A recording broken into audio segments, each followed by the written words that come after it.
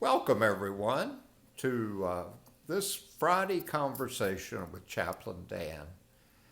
I'm privileged to be in the office of the director. Uh, Donna Holm is, well, a presence, a strong and vital and joyful presence here in the Wesleyan at Australia's assisted living community. I've observed the joy that Donna shares practically every day.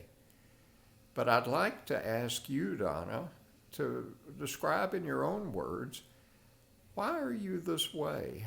Where does it come from? And how do you see yourself showing it day to day?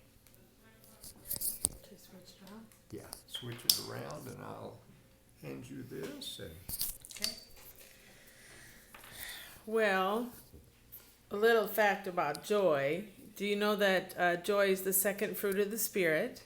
I do. And it's mentioned over 200 times in the Bible. Wow.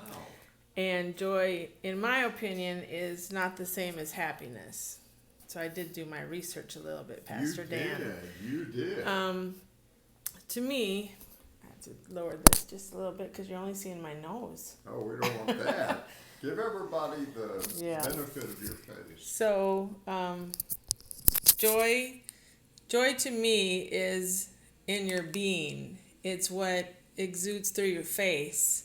And so I come to work every day and I want the residents and the employees to see that I come to work and I want the joy to come out through me. And why I come to work is to make their life joyful. I look at my job as a ministry. I don't come to work because it's my job. I come to work because I want to make a difference in people's lives. I want to bring the joy. And like I said, it's a difference between joy and happiness. I look at it as that I want to make their life joyful and make a difference in their life.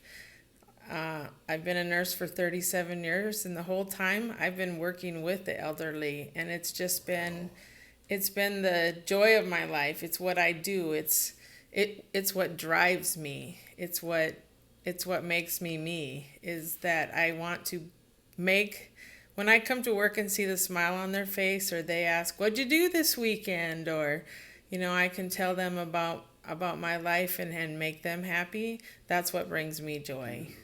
So. Beautiful. And it shows. Do you have a set of strategies for showing that joy, or does it just kind of move by the Spirit when you're around people? Well, I think my strategy came from my dad. I would say that my dad is my rock, and as I talk about him, I probably get a little emotional because, as probably a lot of my coworkers know, my dad has Parkinson's, and he's definitely declined through the years. But my dad every day got on his knees and prayed for me, and he still does it to this day. Gets on his knees, and my mom helps him gets up from those knees. But he was a joyful man and a giving man, and he taught that to me. He taught me that that's what you have to do in life, and when somebody needs the shirt off your back, you just give it to them.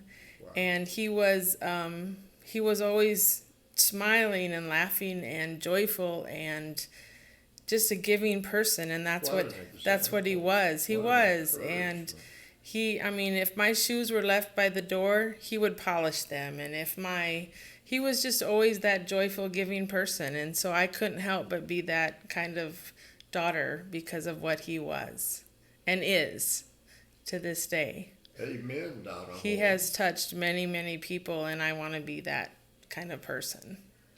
Now, you visit, you observe and take care of, oversee his care. I help my mother, yes. Right. Yes, he's still at home, and I do help my mother with his care. Mm-hmm. Yeah, that is so beautiful. Mm-hmm. Oh, gosh. Well, thank you, Donna. Mm-hmm. You have given us a gift. I want to say in behalf of the whole community, we're just grateful that Donna Holm is who she is and where she is. Thank you, Dan. This has been a great Friday conversation. May the joy that Donna has shared show forth in all of us. And I hope you enjoy today the love and joy of Christ. Have a wonderful weekend. We'll share chapel together on Channel 18 Sunday, and then more conversations next week. Thanks for being with us.